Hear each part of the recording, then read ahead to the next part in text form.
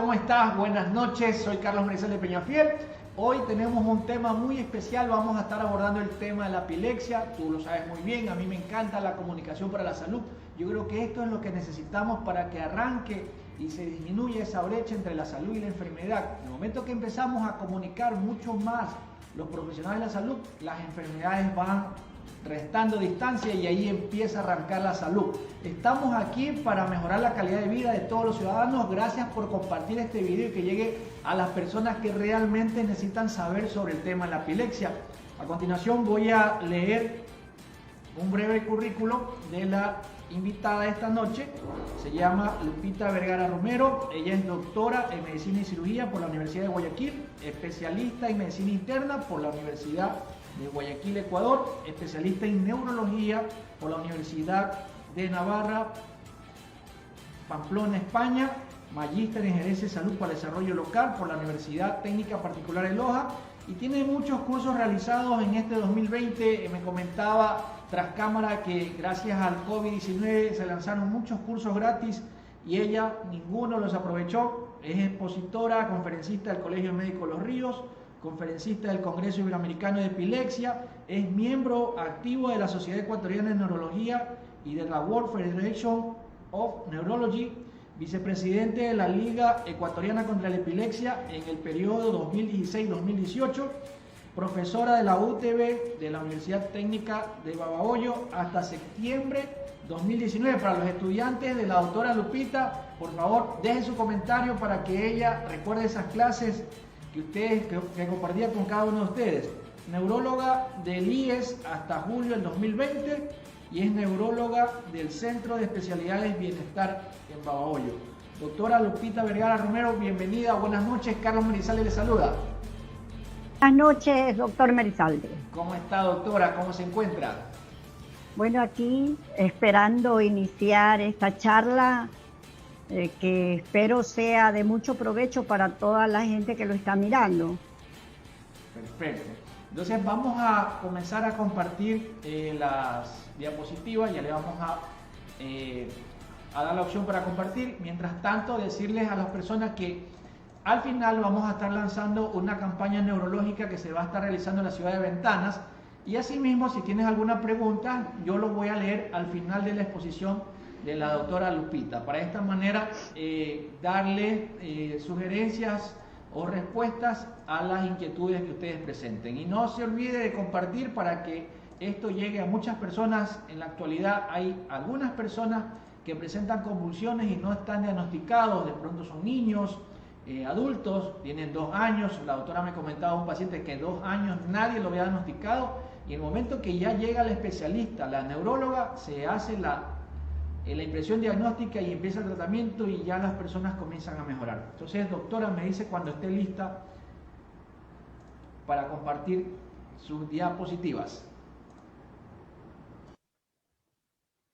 Puede compartir ya.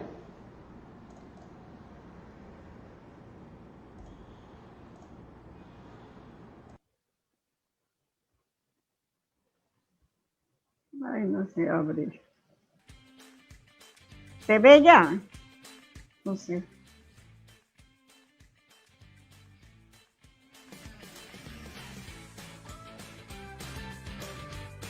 Comienza a compartir las diapositivas, decirles a todas las personas que pueden dejar dónde nos están sintonizando y de pronto etiquetar a alguna persona que tenga un niño con epilepsia o un familiar con epilepsia, porque esta información seguro le va a servir de gran manera.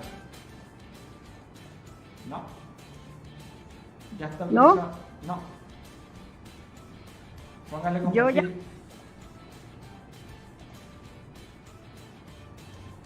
Míreme. Ya, estamos A listos. ver. Déjeme ver. Compartir. Ya tengo autorización para compartir. Sí, ya ¿no? tiene autorización. Ya. Ahí comenzó ya a verse en la pantalla. Entonces ahora la vamos a dejar con pantalla completa, doctora, para que usted comience con la exposición de epilepsia y convulsiones. Entonces al final, doctora, cualquier pregunta yo se las voy a estar leyendo, ¿no? La pantalla es toda suya. Muchas gracias, doctor. Muchas gracias por tus palabras también. Ha sido muy generoso conmigo esta noche. Y solamente quiero dar unos cuantos conceptos que sean conocidos de manera general para que muchas veces las personas que no tienen una idea clara de cuál es la diferencia entre la epilepsia como una enfermedad y las convulsiones, pues se aclare un poco en los conceptos y en la forma de tratar a las personas que han sufrido estos eventos, ¿ya? Entonces, vamos a iniciar primero con un concepto de epilepsia. La epilepsia es una alteración del sistema nervioso que se caracteriza por crisis recurrentes. Quiere decir que son más de una vez, que se están repitiendo con mucha frecuencia y no me escucharon decir la palabra convulsiones, sino crisis. Entonces, las crisis que pueden ser de diferente forma, ¿no? La importancia de la epilepsia y de hablar a las personas de epilepsia es porque esta es una enfermedad bastante frecuente, no solo dentro del campo neurológico, sino dentro de la medicina en general. La epilepsia en el mundo afecta a más de 50 millones de personas, unos dicen de 50 hasta 70 millones de personas, y como pueden ver ustedes aquí en la imagen, no importa de qué país eres, obviamente que hay ciertas causas que en los países en desarrollo son productoras de epilepsia, pero es a todo nivel en el mundo tenemos una frecuencia alta de epilepsia, considerándose que hasta el 1% de la población puede padecer en algún momento una crisis. Y de todas las personas que padecen epilepsia, hay un 3% que va a tener epilepsia toda la vida y que va a necesitar tratamiento y va a necesitar un seguimiento a lo largo de su vida. A diferencia de la epilepsia, las crisis convulsivas, que son los movimientos anormales de las extremidades, las sacudidas, como se ve aquí,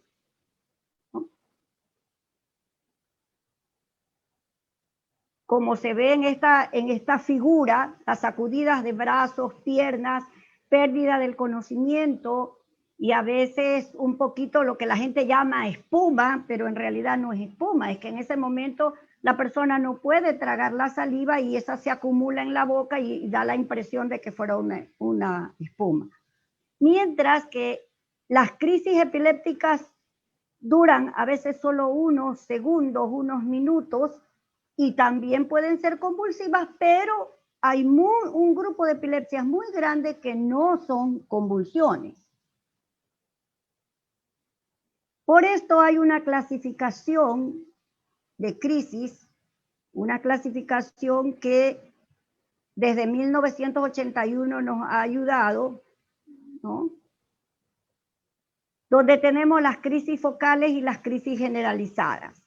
Las crisis generalizadas pueden ser crisis que se llaman de ausencia o no convulsivas, porque a veces vemos un niño que se queda solo mirando fijamente y a veces esto es causa de que los padres le hablen porque está distraído, entre comillas, o que ellos tengan problemas de aprendizaje.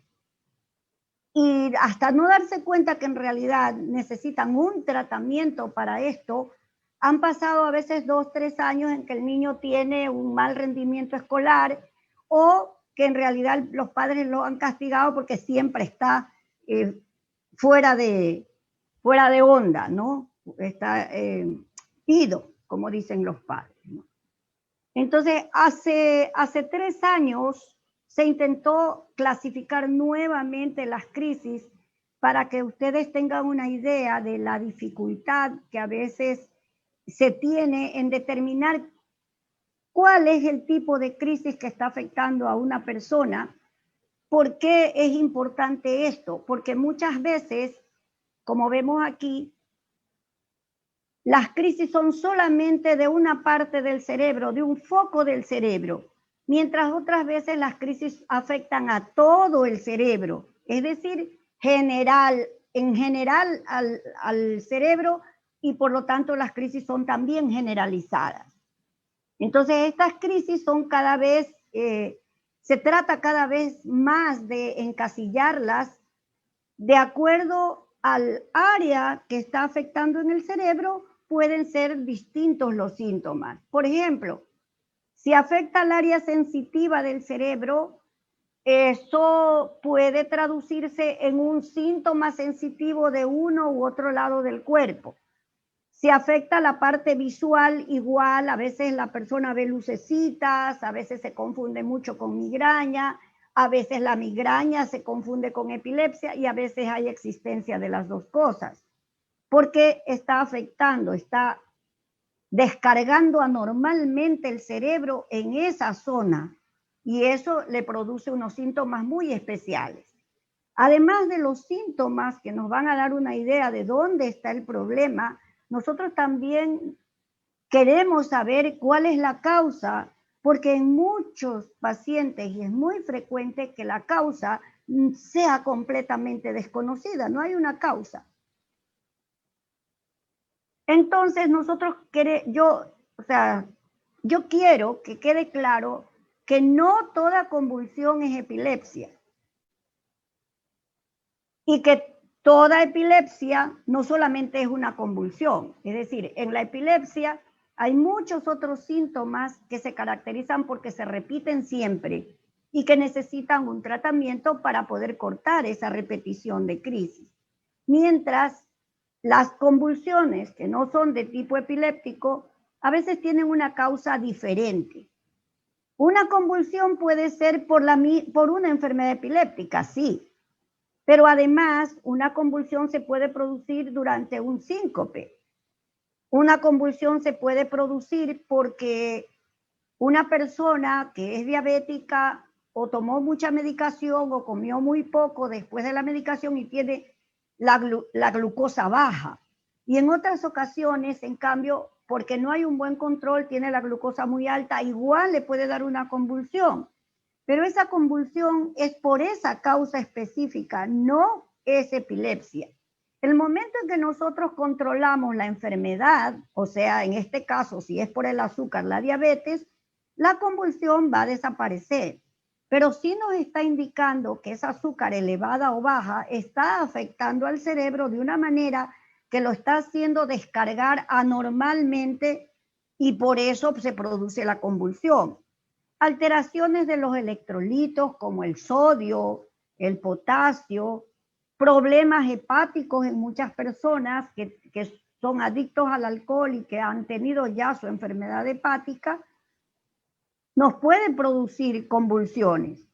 Pero esa convulsión no necesariamente es epilepsia ni necesita un tratamiento antiepiléptico, sino necesita un tratamiento de la enfermedad que le está causando las convulsiones.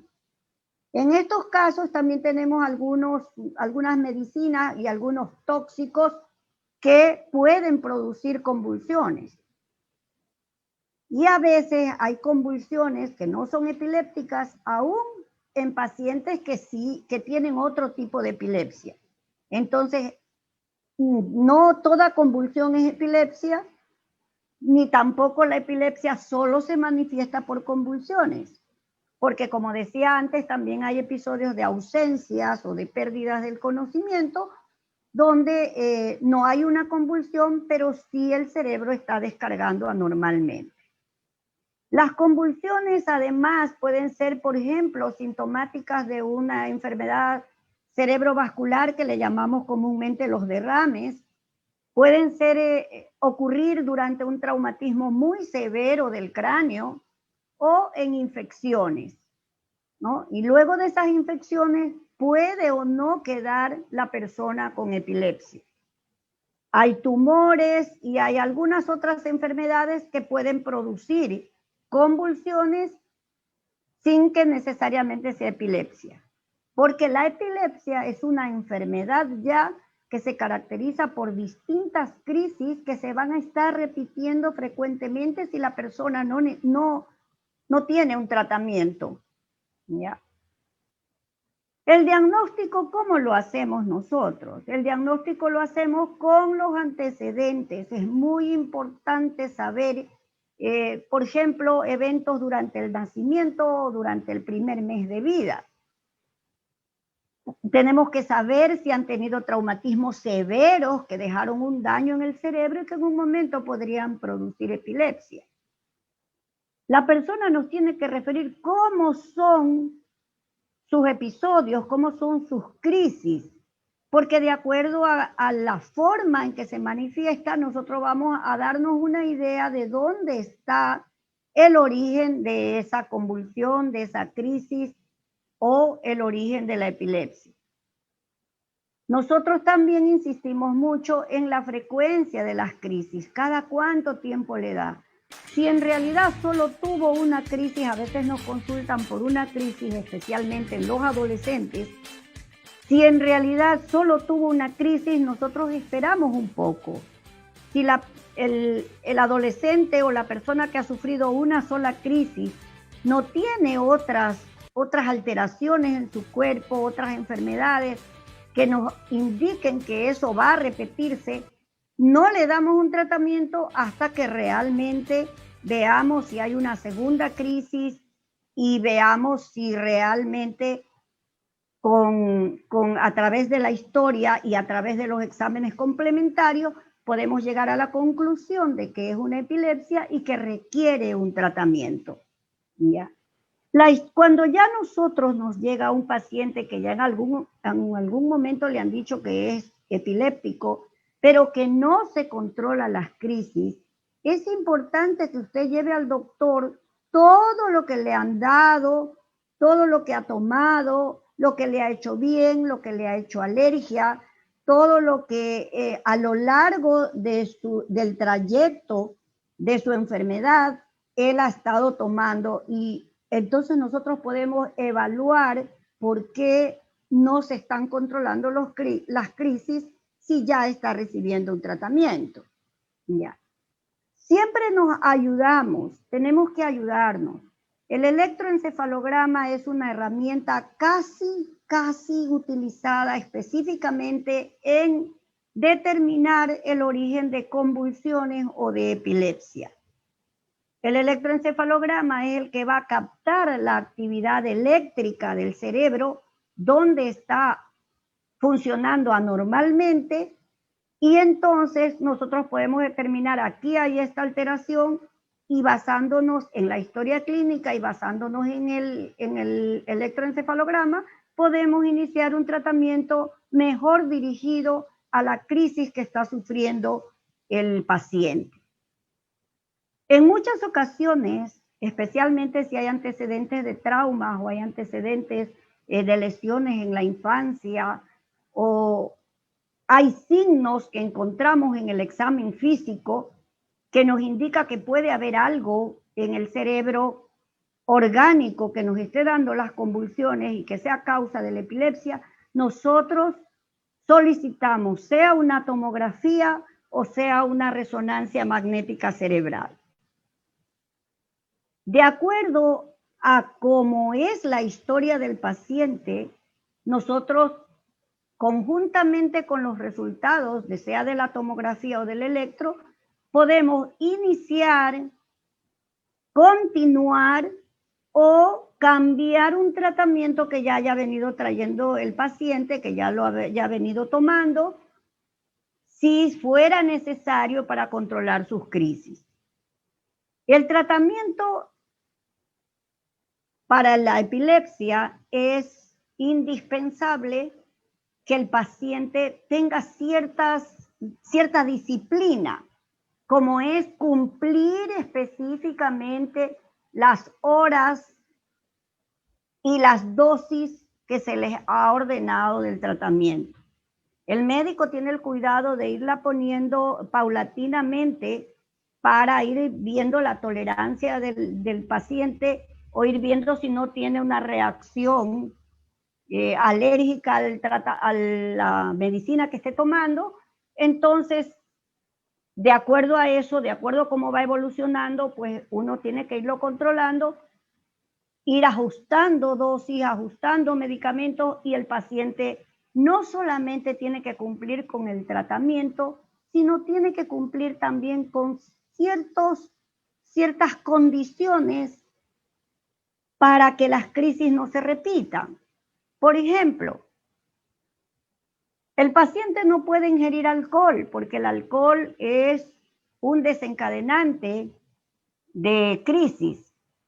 Debe dormir sus horas correctas, 7, 8 horas, es decir, tratar de no trasnochar y evitar ingerir bebidas o alimentos que sean estimulantes, ¿no? Entonces el tratamiento va a ser con fármacos y va a ser también un tratamiento no farmacológico, porque que depende más que todo del paciente, del cumplimiento del paciente, y depende de que todos los factores que le puedan causar una crisis sean controlados por el paciente o que sea ayudado por el familiar para que pueda cumplir con estos requisitos y tener una mejor respuesta al tratamiento, ¿no? Entre los tratamientos más frecuentes que el paciente toma para la epilepsia, tenemos la fenitoína, todos lo conocen como el Epamin, ahora hay otras marcas también, pero porque el Epamin en algún momento no estuvo disponible.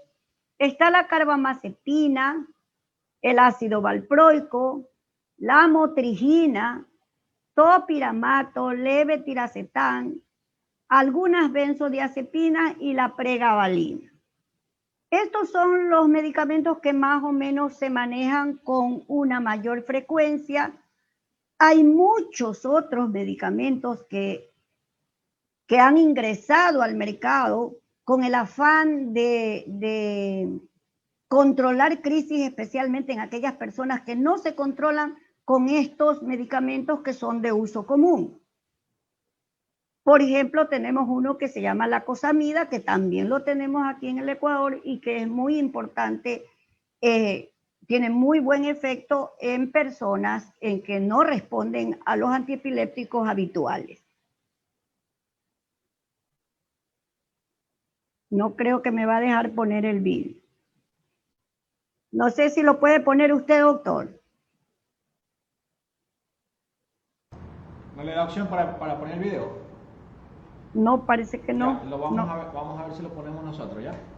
Ya. Mientras preparamos... Solamente explicar antes del vídeo que dado que la epilepsia es una enfermedad tan frecuente, no es raro que nosotros nos encontremos en nuestro trabajo o nos encontremos en la calle o con algún familiar al cual le da una convulsión. Y entonces la forma como nosotros tenemos que actuar es lo que vamos a ver en el vídeo que va a poner el doctor dentro de unos minutitos,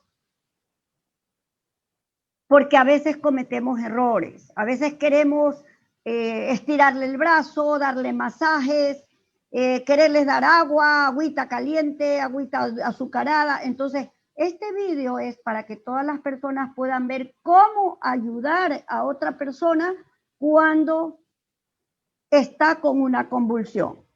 ¿Ya, mi doctor? Ya está listo. Ya lo vamos a sacar.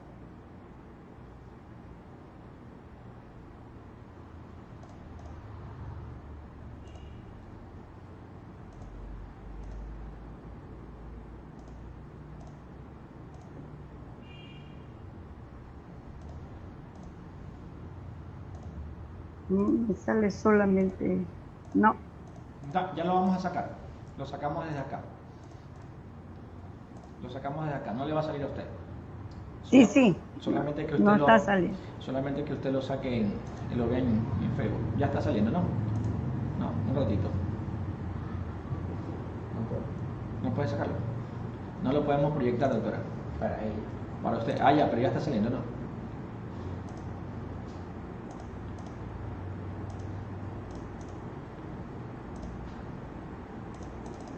Sí cambia un poco al intentar ponerlo. Sí, Lo vamos a sacar el video tal como está. Ya. Sí. Nosotros le avisamos cuando ya esté saliendo y otra vez regresa usted a la exposición. Nos avisas. La voz de quién está saliendo. Bueno, entonces estamos alistando el video que ya, aquí nos dice producción que ya lo está sacando. Entonces, doctora, mientras el video producción no lo lanza, yo tengo aquí algunas preguntas y aquí tengo una felicitación, dice Guillermo Quincha Gutiérrez.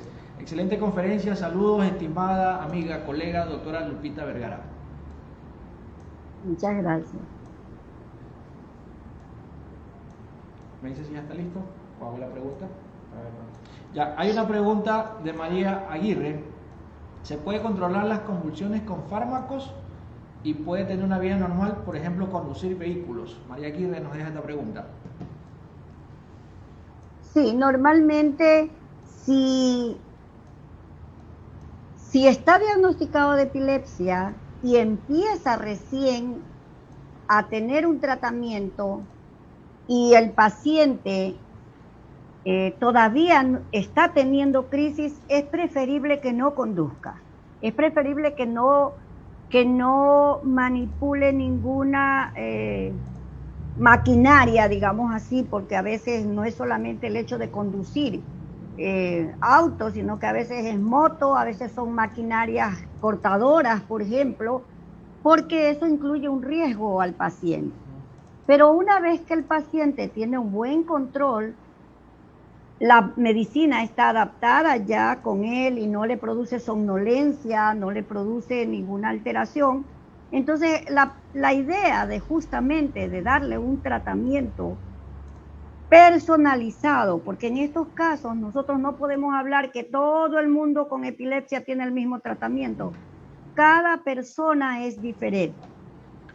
Entonces, como cada persona es diferente, a cada persona se le personaliza su tratamiento y se le da la indicación, usted ya puede conducir. La idea de dar el tratamiento es justamente que las personas tengan su vida lo más parecido a lo normal y que ni se acuerde que tiene epilepsia más que para tomar su medicamento día a día. Perfecto. Gracias por esa aclaración. De pronto hay personas que ya han aceptado, lo han naturalizado como que ya siempre convulsiona, pero aquí estamos escuchando las palabras de una especialista en neurología que nos da más esperanzas. Doctora, ya tenemos listo el video, vamos a compartir el video y regresamos con otras preguntas si hubiera, ¿no? Si tienes alguna pregunta, al final van a estar siendo respondidas. First aid in epilepsy. ¿Ya está saliendo el video? Epilepsy is a common condition. Here's how you can help. Epilepsy affects 50 to 70 million people globally. Seizures can occur at any time, sometimes without warning. If a person in your presence has an epileptic seizure, don't panic, stay calm. Stay with the person until the seizure is over. It's hard to know how long a seizure will last or what will happen, but most seizures are over within a few minutes. Keep track of time. If a seizure lasts more than 5 minutes, summon emergency help. Prevent injuries. Move obstructions and hard objects out of the way. If possible, cushion the person's head. If they're wearing glasses, remove them. Ensure the person can breathe. Loosen anything tight around their neck, such as a tie or scarf. When it becomes possible, lay them on their side to prevent choking. Ask people nearby to stay calm and stand back. Do not try to restrain the person or stop their movements. Do not administer rescue breathing or CPR. Do not offer them pills, food, or water. If someone is having a seizure in water and they have a change or loss of consciousness, support the person in the water with the head tilted so the face and head stay above the surface. Call for help and remove the person from the water as quickly as possible. ¿Sí me escucha? Summon emergency help Ya. if 1. A seizure lasts 5 minutes or longer. 2. One seizure occurs. Lo que básicamente está en el video es lo que una persona debe hacer cuando ve a otra persona tener una convulsión. Lo primero es tratar de aflojarle toda la ropa para que le permita respirar mejor, liberar la boca de cualquier obstrucción que pueda tener, acostarlo de lado, evitar intentar darle respiración boca a boca. Hay muchas personas que hacen eso.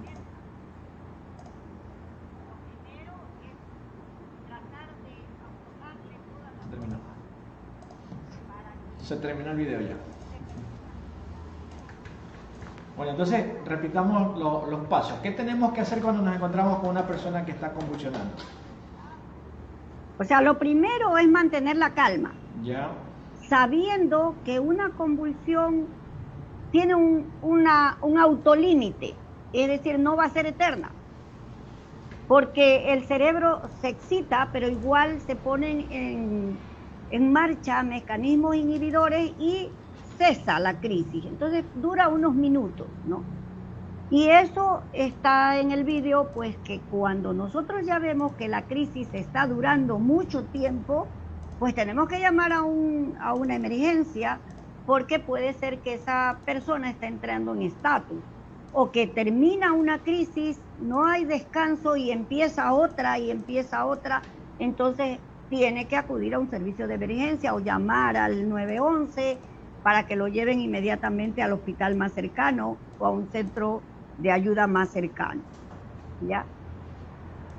Mantener la calma sabiendo que solo dura unos minutos, pero mientras tanto hay que liberarle la ropa, como decía antes, ¿no?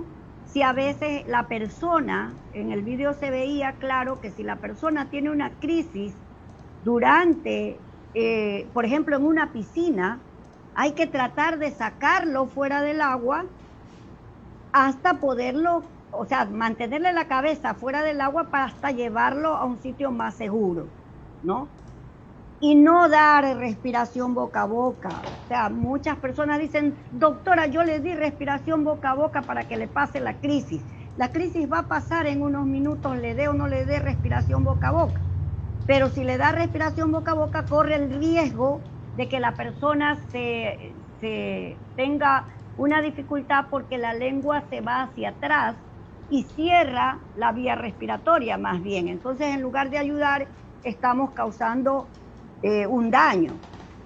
Entonces la otra es que empiezan a estirarle los brazos, cuando los recogen los empiezan a estirar y eso puede provocarle lesiones musculares, lesiones tendinosas, y la persona que ya de por sí después de una crisis convulsiva queda muy adolorida porque es un trabajo muscular, si además le estiramos o tratamos de cambiar la postura de sus extremidades y le causamos una lesión, no solo va a tener dolor, sino también va a tener inflamación o va a necesitar algún procedimiento mucho más serio en cuanto a sus lesiones tendinosas o musculares. Perfecto. Doctora, tengo otra pregunta, pero esta pregunta la hicieron por interno. Dice, mi pregunta es, ¿cuándo se puede saber si la persona, sea un niño o adulto, va a sufrir de convulsión? A ver, hay riesgos, hay factores de riesgo para ciertos niños de una convulsión. Por ejemplo, hay niños que han tenido sufrimiento fetal, o sea, durante el parto han tenido un problema y al principio los padres ven que tienen un poquito de alteración del desarrollo motor, o a veces no tienen convulsiones enseguida, pero dependiendo de los exámenes complementarios, por ejemplo, una tomografía, ver qué problemas hay, si no hubo hemorragia cerebral en el momento del nacimiento o del sufrimiento fetal, por ejemplo. Entonces, si vemos ya que hay secuelas en la tomografía, estamos hablando de un riesgo de convulsión. No se puede saber, hay muchos factores de riesgo que los tenemos ya prácticamente, no, sí, él va a sufrir de convulsiones y a veces hay médicos que sí lo aseguran, no, este niño va a sufrir de convulsiones, démelo tratamiento antes. pero no es conveniente porque le estamos dando una medicina que causa efectos secundarios a largo plazo, y muchos de los fármacos incluso alteran la parte cognitiva, la concentración, la atención de los niños, y en su crecimiento vamos a tener déficits escolares, más por la medicación que por la posibilidad de convulsiones. Entonces, no puedo decir yo, ¿sabe qué? Su hijo va a tener convulsiones. Hay que ver, ¿tiene un riesgo de tener convulsión o no tiene riesgo? O sea, no puedo decirle a un niño normal que está creciendo normal, que se cayó, que se golpeó la cabecita y se levantó ahí mismo y no le pasó nada. Ay, sí, él va a sufrir convulsiones cuando sea grande. No, porque es cuestión de ir viendo realmente si hay un factor de riesgo para sufrir convulsiones. Muy bien. Doctora, pues vamos a hacer el lanzamiento oficial de esta campaña neurológica que vamos a realizar el próximo domingo, 25 de octubre, en la ciudad de Ventanas. Me decía, en su currículum mencionaba que usted fue ex vicepresidente de la Liga de la Epilepsia. Supongo que tiene una pasión por el tema de la epilepsia. Hay bastantes personas que no están diagnosticadas, ¿verdad? Aún. Sí, sobre todo me ha tocado ver niños que han pasado 2, 3 años con trastorno de aprendizaje y que muchas veces en realidad lo que tienen es episodios de ausencias, y cuando se trata las ausencias, que en realidad la mayoría responden bien a un tratamiento, ellos siguen su vida escolar normal, crecen normalmente, y bueno, en un momento incluso se les puede retirar el tratamiento, ¿no? Entonces es como muy lindo, muy satisfactorio ver que niños que fueron catalogados como niños vagos o como niños que no dan en la escuela, en realidad yo he tenido la satisfacción de tener un par de abanderados, ¿no? Entonces yo creo que esa satisfacción como médico, esa satisfacción incluso como persona, de ver cómo otra persona puede desarrollarse, en realidad es lo que a mí me encanta de la parte de la epilepsia. No es fácil, no es que la epilepsia, si le doy un tratamiento, ya sé, hay un porcentaje de pacientes con epilepsia que son de muy difícil control, que a veces hay que darle 2, 3 medicamentos, que a veces se acompaña de un retraso en el desarrollo escolar. Entonces, no es que todos los pacientes responden, pero sí la mayoría.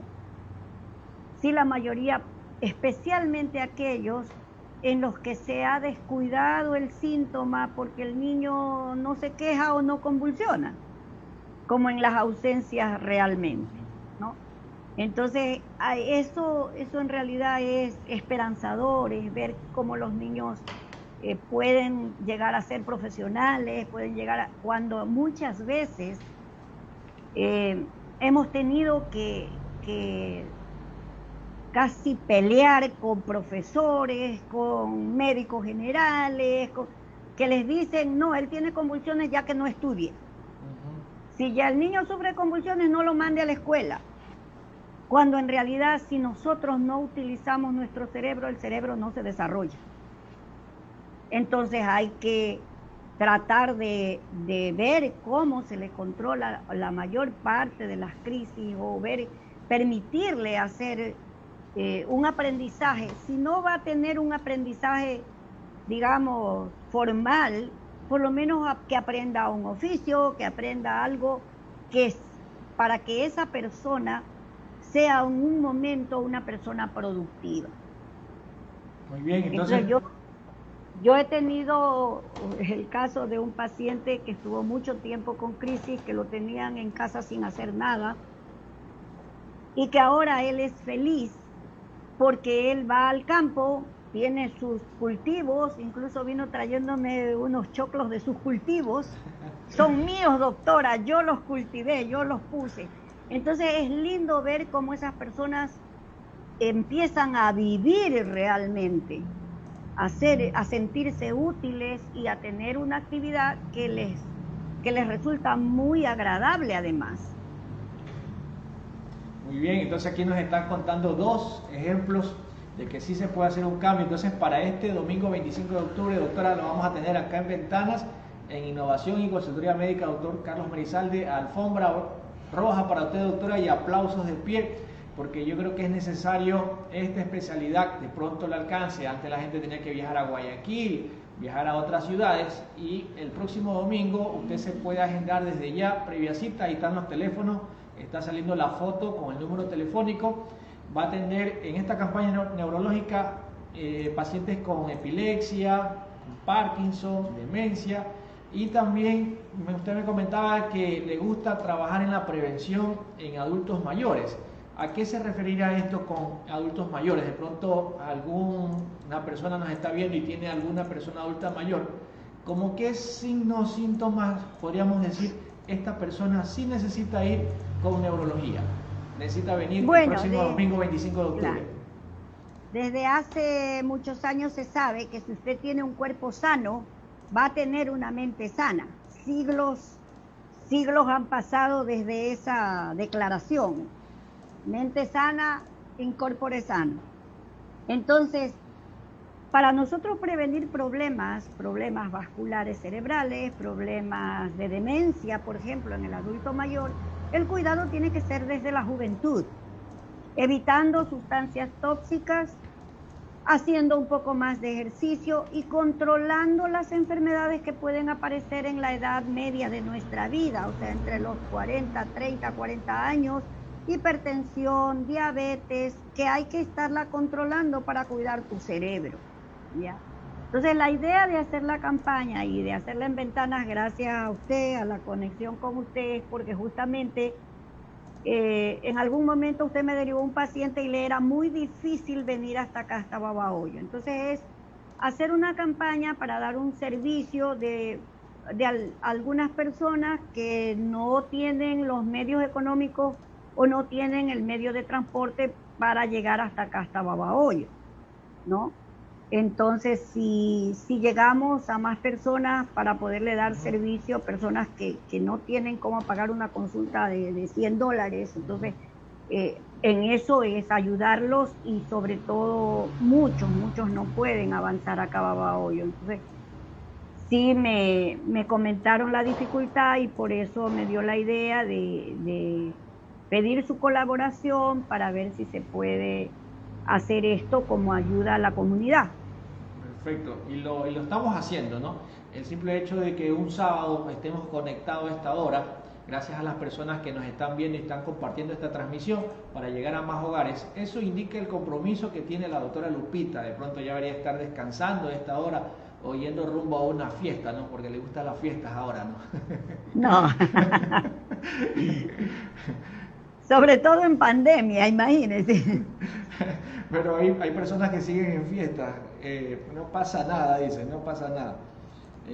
Saludos para Lalia Peñafiel, mi mamá, dice felicitaciones, excelente conferencia. Doctora, de pronto un adulto mayor o un adulto joven de 60 años, presenta de pronto un signo como mareos. Ese es un paciente que lo tenemos para usted ya captado para este domingo 25 de octubre en el Cantón Ventanas.